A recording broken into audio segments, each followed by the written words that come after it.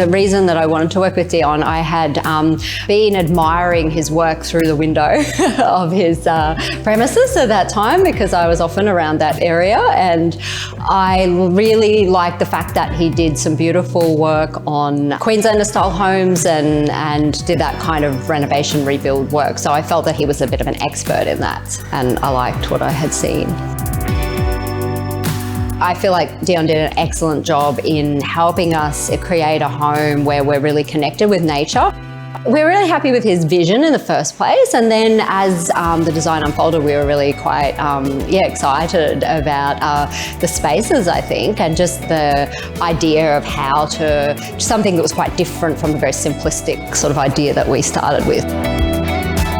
It was kind of quite a evolving process, but once he sort of drew up the concept, we didn't really need any convincing. We just could really see the value of that. All of the features of the block, I think, ended up being used a lot better than any initial ideas we had. Yes.